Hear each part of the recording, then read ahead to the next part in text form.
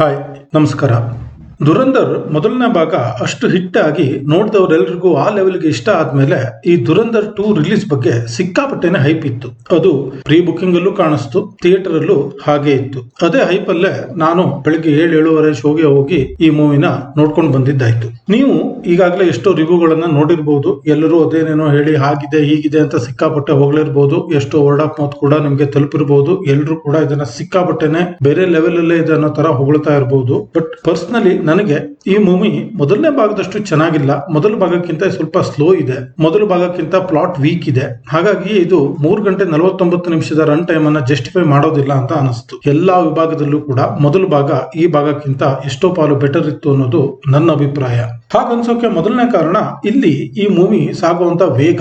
Movie ಆರಂಭ ಆಗೋದೇ ಹಮ್ಜಾನ past ಇಂದ. ಅಲ್ಲಿ ಆತ ಜಸ್ಕಿರತ್ ರಂಗೆ ಆಗಿದ್ದಾಗ ಏನಾಯ್ತು, ಅವನು ಮಾಡಿದ ಅಪರಾಧ ಏನು, ಆ ನಂತರ ಏನಾಯ್ತು, ಆತನಿಗೆ ಶಿಕ್ಷೆ ಆಯ್ತಾ ಇಲ್ವಾ, ಆಮೇಲೆ ಆತ ಯಜಿತ್ ಸನ್ಯಾಲ್ ಅವ್ರ ಬಳಿ ಬಂದಿತ್ತು ಹೇಗೆ, ಹಮ್ಜಾ ಆಗಿದ್ದು ಹೇಗೆ ಅನ್ನೋ ಟ್ರಾನ್ಸ್ಫಾರ್ಮೇಶನ್. ಅಲ್ಲಿವರೆಗೂ ಮೂವಿ ತುಂಬಾ ಚೆನ್ನಾಗಿದೆ. ಮೊದಲ ಭಾಗದಂತೆಯೇ ವೇಗವಾಗಿ ಇಂಟ್ರೆಸ್ಟಿಂಗ್ ಆಗಿ ಸಾಗುತ್ತೆ. ಆ ನಂತರ ಚಿತ್ರಕಥೆ ಬೇರೆದೇ ದಾರಿ ಹಿಡಿಯುತ್ತೆ. ಅಲ್ಲಿಂದ ಸ್ವಲ್ಪ ಸ್ಲೋ ಅನ್ಸುತ್ತೆ. ಕೆಲವು ಕಡೆ ಡಾಕ್ಯುಮೆಂಟರಿ ತರ ಫೀಲ್ ಆಗ್ಬಹುದು, ಕೆಲವು ಕಡೆ ಕ್ಲಿಷೆ ಅನಿಸ್ಬಹುದು, ಕೆಲವು ಕಡೆ ಎಷ್ಟೋ ಸಲ ಕೇಳಿರೋ ಕಾನ್ಸ್ಪಿರಸಿ ಥಿಯರಿಗಳೇ ಇದೆಯಲ್ಲ ಅಂತಾನು ಅನಿಸ್ಬಹುದು. ಸೊ ಅಂತಹ ವಿಷಯಗಳ ಬಗ್ಗೆ ಹೆಚ್ಚಾಗಿ ಓದುವವರಿಗೆ, ಅಂತದ್ದೇ ಕಂಟೆಂಟ್ ನೋಡೋರಿಗೆ, ಅಂತದ್ದೇ ನ್ಯೂಸ್ ನೋಡಿ ಅಪ್ಡೇಟ್ ಆಗಿರೋರಿಗೆ ಈ ಕಾರಣಗಳಿಗಾಗಿನೇ ಮೂವಿ ಸ್ವಲ್ಪ ಡಿಸ್ಕನೆಕ್ಟ್ ಆದ್ರೂ ಆಗ್ಬಹುದು. ಅಂತ ಏನೋ ಇಂಟ್ರೆಸ್ಟಿಂಗ್ ಆಗಿಲ್ಲ, ಅಷ್ಟೇನು ಎಂಟರ್ಟೈನ್ಮೆಂಟ್ ಇಲ್ಲ ಅಂತ ಅನ್ಬಹುದು. ಸೊ ಎಂಟರ್ಟೈನ್ಮೆಂಟ್ ಕೋಶೆಂಟ್ ಅಲ್ಲಿ ಈ ಮೂವಿ ಸ್ವಲ್ಪ ವೀಕ್ ಅಂತ ಅನಿಸ್ಬಹುದು ಮೊದಲನೇ ಭಾಗಕ್ಕೆ ಕಂಪೇರ್ ಮಾಡಿದ್ರೆ. ಯಾಕಂದ್ರೆ ಮೊದಲನೇ ಭಾಗದಲ್ಲಿ ಆ ಎಲ್ಲಾ ಘಟನೆನೂ ಕೂಡ ಒಂದು ಕಾಲ್ಪನಿಕವಾದ ಕಥೆಯಲ್ಲಿ ಅಷ್ಟು ಚೆನ್ನಾಗಿ ಬ್ಲೆಂಡ್ ಮಾಡಿ, ಅಷ್ಟು ಇಂಟ್ರೆಸ್ಟಿಂಗ್ ಆಗಿ, ಆ ಒಂದು ಸ್ಪೀಡ್ ಅಲ್ಲಿ, ಆ ಪೇಸ್ ಅಲ್ಲಿ ಅದನ್ನ ಅಷ್ಟು ಚೆನ್ನಾಗಿ ಎಂಟರ್ಟೈನ್ಮೆಂಟ್ ಜೊತೆ ಹೇಳಿದ್ರಲ್ಲ, ಅದು ಇಲ್ಲಿ ಸ್ವಲ್ಪ ಮಿಸ್ಸಿಂಗ್ ಅಂತ ಅನ್ಸುತ್ತೆ. ಹಾಗೆ ಸಾಗುವಂತ ಚಿತ್ರ ಕೊನೆಯಲ್ಲಿ ಒಂದು 10 ನಿಮಿಷ ಮತ್ತೆ ಮಜಾ ಕೊಡುತ್ತೆ. ಅದು ಹಮ್ಜಾನ್ ಅಸೈನ್ಮೆಂಟ್ ಮುಗಿದ ಮೇಲೆ ಆತ ಆ ಅಸೈನ್ಮೆಂಟ್ ಅಲ್ಲಿ ಸಕ್ಸಸ್ ಆಗ್ತಾನ, ಫೇಲ್ಯೂರ್ ಆಗ್ತಾನ, ಅಥವಾ ಆತನಿಗೆ ಏನಾಗುತ್ತೆ ಅನ್ನೋದನ್ನ ನೀವು ಮೂವಿ ನೋಡಿನೇ ತಿಳ್ಕೊಳ್ಳಿ. ಆ ಬಗ್ಗೆ ನಾನೇನು ಹೇಳಲ್ಲ. ಸೊ ಆತನ ಅಸೈನ್ಮೆಂಟ್ ಕಂಪ್ಲೀಟ್ ಆದ ನಂತರ ಆತ ಎಲಿನಾ ಜೊತೆ ಫೋನ್ ಅಲ್ಲಿ ಮಾತಾಡೋದು ಇಮೋಷನಲ್ ಮಾಡಬಹುದು. ನಂತರ ಬರೋ ಸೀಕ್ರೆಟ್ ಕೋಆರ್ಡಿನೇಟರ್ ಸರ್ಪ್ರೈಸ್ ಮಾಡಬಹುದು. ಸೊ ಅಲ್ಲಿನ ಒಂದಿಷ್ಟು ಸೀನ್ಗಳು ತುಂಬಾ ಚೆನ್ನಾಗಿ ಕನೆಕ್ಟ್ ಆಗುತ್ತೆ, ಇಷ್ಟಾನು ಆಗುತ್ತೆ. ಸೊ ಬಟ್ ಆ ಮೊದಲಿನ ಒಂದು ಅರ್ಧ ಗಂಟೆಯಿಂದ ನಂತರದ ಕೊನೆಯ ಲಾಸ್ಟ್ ವರ್ಗುನು ಸ್ವಲ್ಪ ಮೂವಿ ಸ್ಲೋ ಅಂತ ಅನ್ಸ್ಬಹುದು. ಬಟ್ ಸ್ಲೋ ಅಂತ ಅಂದ್ರೆ ಅವ್ರೇನು ಇರ್ರೆಲೆವೆಂಟ್ ಆಗಿರೋದೇನು ಹೇಳಿದ್ದಾರೆ ಅಂತ ಅಲ್ಲ. ಬಟ್ ಹಮ್ಜಾನ ಜರ್ನಿನೇ ಅಲ್ಲೂ ಕೂಡ ಇದೆ. ಆತ ಹೇಗೆ ತನ್ನ ಒಂದು ಕರಾಚಿಲಿ ತನ್ನ ಸಾಮ್ರಾಜ್ಯನ ನಿರ್ಮಿಸ್ಕೋತಾನೆ, ಆತ ಏನೇನ್ ಮಾಡ್ತಾನೆ ಅನ್ನೋದು ಎಲ್ಲಾನು ಇದೆ, ಪೂರಕವಾಗಿನೇ ಇದೆ. ಬಟ್ ಮೊದಲಿನ ತರ ಇಲ್ಲಿ ನಿಮ್ಗೆ ಪದೇ ಪದೇ ಬರುವಂತ ಆಕ್ಷನ್ ಸೀಕ್ವೆನ್ಸ್ ಗಳು, ಅವರು 2 ಗ್ಯಾಂಗ್ಗಳ ಮಧ್ಯ ನಡೆಯುವಂತ ಒಂದು ಏನೋ ಒಂದು ಹಾವು ಏಣಿ ಆಟ ತರದ್ದು, ಆ ತರದ್ದೆಲ್ಲ ಇಲ್ಲಿ ಅಷ್ಟೇನಿಲ್ಲ.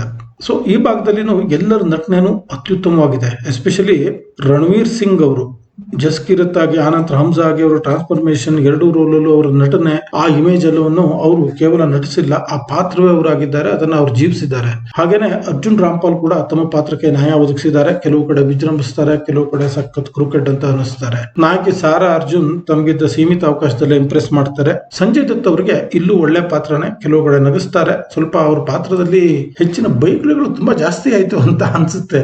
ಈಗ ನೀವು ವೆಬ್ ಸೀರೀಸ್ ಜಮಾನದಲ್ಲಿ, ವೆಬ್ ಸೀರೀಸ್ ಗಳಲ್ಲಿ ಈ ತರದ ಬೈಗುಳುಗಳು, ಇಲ್ಲಿ ತೋರಿಸಿದಂತ ರಕ್ತಪಾತ ಅವೆಲ್ಲ ಏನ್ ದೊಡ್ಡ ವಿಷಯ ಅಲ್ಲ. ಬಟ್ ಒಂದು ರಿಯಲ್ ಮೂವಿಲಿ, ತೆರೆ ಮೇಲೆ ಎಲ್ಲರೂ ನೋಡುವಂತ ಮೂವಿಲಿ ಸೆನ್ಸರ್ ಆಗಿ ಬರುವಂತ ಕಂಟೆಂಟ್ ಅಲ್ಲಿ ಈ ತರದ್ದೆಲ್ಲ ಇದ್ರೆ ಸ್ವಲ್ಪ ಸರ್ಪ್ರೈಸಿಂಗ್ ಅಂತ ಅನ್ಸುತ್ತೆ. ಸೊ ಸಂಜಯ್ ದತ್ ಅವ್ರಿಗಿರೋ ಒಳ್ಳೆ ಪಾತ್ರನ ಅವರು ಅಷ್ಟೇ ಸಲೀಸಾಗಿ ನಿಭಾಯಿಸಿದ್ದಾರೆ. ಇನ್ನು ಉಳಿದವರಿಗೆ ಅಂತ ವಿಶೇಷವಾದದ್ದೇನೂ ಇಲ್ಲ. ಆದ್ರೂ ಕೂಡ ಅವರೆಲ್ಲರೂ ತಮ್ಮ ಒಂದು ಬೆಸ್ಟ್ ಪರ್ಫಾರ್ಮೆನ್ಸ್ ಅನ್ನು ಕೊಟ್ಟಿದ್ದಾರೆ. ಸಿನಿಮಾಟೋಗ್ರಫಿ, ಕಲರ್ ಎಲ್ಲವೂ ಕೂಡ ಮೊದಲನೇ ಭಾಗದಂತೆನೇ ಇದೆ, ತುಂಬಾ ಚೆನ್ನಾಗಿದೆ. ಮ್ಯೂಸಿಕ್ ಬಗ್ಗೆ ಇದೇ ಮಾತನ್ನ ಹೇಳೋದು ಕಷ್ಟ. ಮೊದಲ ಭಾಗದ BGM ಗೆ ಅಂಡ್ ಸಾಂಗ್ ಗೆ ಕಂಪೇರ್ ಮಾಡಿದ್ರೆ ಅವೆರಡೂ ಕೂಡ ಸಿಕ್ಕಾಪಟ್ಟನೆ ಗಮನ ಸೆಳೆದಿತ್ತು. ನನಗೂ ತುಂಬಾನೇ ಇಷ್ಟ ಆಗಿತ್ತು. ಈ ಭಾಗದಲ್ಲೂ BGM ಚೆನ್ನಾಗಿನೇ ವರ್ಕ್ ಆಗುತ್ತೆ. ಆರಿ ಮತ್ತೆ ತಮ್ಮ ಹಾಡನ್ನು ಬಳಸ್ಕೊಂಡ ರೀತಿ ಇರಬಹುದು, 1-2 ಬಾಂಬ್ ಬ್ಲಾಸ್ಟ್ ಗೆ ಮಾಡಿದಂತ ಸೌಂಡ್ ಡಿಸೈನ್ ಇರಬಹುದು, ಹಮ್ಜಾ ಮತ್ತು ಇಕ್ಬಾಲ್ ಒಂದು ಮಸೀದಿಯಲ್ಲಿ ಮಾತಾಡುವಾಗ ಸೌಂಡ್ ಡಿಸೈನ್ ಇರಬಹುದು, ಎಲ್ಲವೂ ಕೂಡ ಸ್ಟ್ಯಾಂಡ್ ಔಟ್ ಅನ್ಸ್ಬಹುದು. ಆದ್ರೆ ಮೊದಲ ಭಾಗದಂತೆನೆ ಎಲ್ಲ ಹಾಡುಗಳು ಸೂಪರ್ ಅಂತ ಕಣ್ಣು ಮುಚ್ಚಿ ಹೇಳೋ ಅಷ್ಟು ಕಾನ್ಫಿಡೆನ್ಸ್ ಖಂಡಿತ ಇಲ್ಲ. ಇನ್ನು ಅದನ್ನ ಹೆಚ್ಚೆಚ್ಚು ಕೇಳಿದ್ಮೇಲೆ ಜಾಸ್ತಿ ಇಷ್ಟ ಆದ್ರೂ ಆಗ್ಬಹುದು. ತುಂಬಾ ಜನರಿಗೆ ಈಗಾಗಲೇ ಇಷ್ಟ ಆಗಿದೆ ಅಂತ ಕೇಳಿದೀನಿ. ಬಟ್ ನನಗಂತೂ ಹಾಡುಗಳು ಮೊದಲನೇ ಭಾಗದಷ್ಟು ಚೆನ್ನಾಗಿದೆ ಅಂತ ಅನ್ಸಿಲ್ಲ. ವಿಜುವಲೈಸೇಷನ್ ಕೂಡ ಅಷ್ಟೇನು ಗ್ರ್ಯಾಂಡ್ ಆಗಿ ಇಲ್ಲ ಹಾಡುಗಳಲ್ಲಿ ಮೊದಲನೇ ಭಾಗದಂತೆ. ಮೊದಲನೇ ಭಾಗದಲ್ಲಿ ಗೇರಾ ಹೂವ ಇರಬಹುದು, ಆಮೇಲೆ ಮದುವೆ ಟೈಮಲ್ಲಿ ಬರುವಂತ ಹಾಡು, ಅಲ್ಲೆಲ್ಲಾನು ಕೂಡ ಅದ್ರ ವಿಜುವಲೈಸೇಷನ್, ಆ ಗ್ರ್ಯಾಂಡ್ನೆಸ್ ನೋಡಿದ್ರೇನೆ ಗೊತ್ತಾಗ್ತಾ ಇತ್ತು. ಬಟ್ ಇಲ್ಲಿ ಆ ತರದ ಸೀನ್ಗಳೆಲ್ಲ ಸ್ವಲ್ಪ ಕಡಿಮೆ ಇದೆ. ಆ ತರ ಸೀನ್ಗಳು ಇಲ್ವೇ ಇಲ್ಲ ಅಂತ ಹೇಳ್ಬಹುದು. ಮತ್ತೆ ಇಲ್ಲಿ ಪಾಕಿಸ್ತಾನಿ ಗ್ಯಾಂಗ್ ವಾರು ಆ ಹಾವು ಏಣಿ ಆಟ ತರದ್ದು ಅಷ್ಟೆಲ್ಲ ಏನಿಲ್ಲ, ಆಕ್ಷನ್ ಎಪಿಸೋಡ್ಗಳು ಇಲ್ಲ ಮೊದಲೇ ಹೇಳಿದಾಗೆ. ಸೊ ಬಹುಶಃ ಅದೇ ಕಾರಣಕ್ಕೆ ಇದು ಸ್ವಲ್ಪ ಸ್ಲೋ ಅನ್ನೋ ಫೀಲ್ ಕೊಡ್ಬೋದು. ಬಟ್ ಇಲ್ಲಿ ಕತೆ ಭಾರತದ ಆಂಗಲ್ಗೆ ಹಾಗೂ ಭಾರತಕ್ಕೆ ಹೆಚ್ಚು ಕನೆಕ್ಟ್ ಆಗಿದೆ, ರಿಲೇಟಬಲ್ ಇದೆ. ಈ ಒಂಥರ ಸ್ಟೋರಿನೇ ಭಾರತದ ಆಂಗಲ್ ಇಂದಾನೇ ಹೇಳತರಾನೇ ಇದೆ ಇದು. ಸೊ ಅದು ಇಲ್ಲಿನ ಆಡಿಯನ್ಸ್ ಗೆ ಖಂಡಿತ ಕನೆಕ್ಟ್ ಆಗುತ್ತೆ. ನಿಜಕ್ಕೂ ಆಗ ಒಂದ್ ದೇಶದಿಂದ ಮತ್ತೊಂದು ದೇಶಕ್ಕೆ ಹೋಗಿ ಗೂಢಚಾರ ಆಗಿ ಸ್ಪೈ ಆಗಿ ಕೆಲಸ ಮಾಡೋರ ಜಾಗದಲ್ಲಿ ನಿಂತು ಯೋಚಿಸಿದ್ರೆ ಅವ್ರ ತ್ಯಾಗ ಅಂಡ್ ಶೌರ್ಯದ ಬಗ್ಗೆ ನಿಜಕ್ಕೂ ಇಮೋಷನಲ್ ಆಗ್ತೀವಿ. ಅಂತ ಕೆಲವು ದೃಶ್ಯಗಳು ಕೂಡ ಈ ಚಿತ್ರದಲ್ಲಿದೆ. ಇನ್ನು ಇಲ್ಲೂ real life incident, political changes ಗಳ ಬಗ್ಗೆ ಸಾಕಷ್ಟು ರೆಫರೆನ್ಸ್ ಇದೆ. ಅಲ್ಲಿ ರಿಯಲ್ ಫುಟೇಜ್ ಗಳ ಬಳಕೆನೂ ಇದೆ. ಅವನ್ನೆಲ್ಲ ತುಂಬಾ ಚೆನ್ನಾಗಿ ಕತೆಗೆ ಬ್ಲೆಂಡ್ ಮಾಡಿದ್ದಾರೆ. ಅದು ನೋಡುವವರ ರಾಜಕೀಯ ದೃಷ್ಟಿಕೋನದ ಆಧಾರದ ಮೇಲೆ ಕೆಲವರಿಗೆ ಇಂಪ್ರೆಸಿವ್ ಅಂತ ಅನ್ಸ್ಬಹುದು, ಕೆಲವರಿಗೆ ಸಿಲ್ಲಿ ಅಂತ ಅನ್ಸಬಹುದು. ಅದೇ ಕಾರಣಕ್ಕೆ ಕೆಲವರಿಗೆ ಮೂವಿ ಇಷ್ಟ ಆಗ್ಬಹುದು, ಅದೇ ಕಾರಣಕ್ಕೆ ಕೆಲವರಿಗೆ ಮೂವಿ ಇಷ್ಟ ಆಗದೇನೋ ಇರಬಹುದು. ಸೊ 2-3 ಸೀನ್ಗಳಲ್ಲಿ ಮೊದಲ ಭಾಗಕ್ಕಿಂತ ಹೆಚ್ಚು ಅನ್ಕಂಫರ್ಟಬಲ್ ಅನ್ಸುವಂತ ಒಂದು ಹಿಂಸೆ ಇದೆ, ರಾ ಆಗಿ ತೋರಿಸಿದ್ದಾರೆ. ಒಂದು ಕಡೆ ತಲೆನೇ ಕಟ್ ಮಾಡಿ ಫುಟ್ಬಾಲ್ ಆಡೋ ತರದ ಸೀನ್ ಇದೆ. ಅವ್ರ ಲ್ಯಾರಿದ ಮತ್ತೊಂದು ಗ್ಯಾಂಗ್ ನ ಮುಖ್ಯಸ್ಥರು ಅರ್ಷದ್ ಪಪ್ಪುನ ಬಲಗೈ ಅವರನ್ನ ಕೊನೆಗಾಣಿಸುವಂತ ದೃಶ್ಯ ಇರ್ಬೋದು. ಅವೆಲ್ಲ ಸ್ವಲ್ಪ ಓವರ್ ಆಯ್ತು ಅಂತ ಅನಿಸೋ ಸಾಧ್ಯತೆ ಇದೆ. ಸೊ ಇದು ಕೂಡ ನಿಮ್ ಗಮನದಲ್ಲಿರ್ಲಿ. ಸೊ ಈಗಿರೋ ಹೈಪ್ ನೋಡಿ ಎಲ್ಲರೂ ಆ ಲೆವೆಲ್ಗೆ ಹೋಗೋದನ್ನ ನೋಡಿ ತೀರಾ ನಿರೀಕ್ಷೆ ಇಟ್ಕೊಂಡು ಮೊದಲನೇ ಭಾಗಕ್ಕಿಂತ ಸಖತ್ ಎಂಟರ್ಟೈನಿಂಗ್ ಆಗಿರುತ್ತೆ, ಸಖತ್ ಫಾಸ್ಟ್ ಆಗಿರುತ್ತೆ ಅನ್ನೋ ನಿರೀಕ್ಷೆ ಎಲ್ಲ ಇಟ್ಕೊಂಡು ಖಂಡಿತ ಹೋಗ್ಬೇಡಿ. ಓಪನ್ ಮೈಂಡ್ ಇಂದ ಹೋದ್ರೆ ಖಂಡಿತ ಈ ಚಿತ್ರ ಹೆಚ್ಚು ಇಷ್ಟ ಆಗುತ್ತೆ. ಚೆನ್ನಾಗಿಲ್ವೇನೋ ಅನ್ಕೊಂಡು ಸ್ವಲ್ಪ ನೆಗೆಟಿವ್ ಮೈಂಡ್ ಸೆಟ್ ಅಲ್ಲಿ ಹೋದ್ರೆ ತೀರಾ ಇಷ್ಟ ಆದ್ರೂ ಆಗ್ಬಹುದು. ಮಿಸ್ ಮಾಡಿಕೊಳ್ಳುವಂತ ಮೂವಿ ಅಂತೂ ಖಂಡಿತ ಅಲ್ಲ. ಇದ್ರ ಜೊತೆಗೆ ಕನ್ನಡದ ಲವ್ ಮಾಕ್ಟೇಲ್ 3 ಕೂಡ ರಿಲೀಸ್ ಆಗಿದೆ. ಅದ್ರ ಬಗ್ಗೆನೂ ನನಗೆ ಸಾಕಷ್ಟು ನಿರೀಕ್ಷೆಗಳಿವೆ. ಅದನ್ನು ನೋಡಿ ಅದು ನನಗೆ ಹೇಗೆ ಅನಿಸ್ತು ಅನ್ನೋದನ್ನು ಕೂಡ ಹೇಳ್ತೀನಿ. Thank you.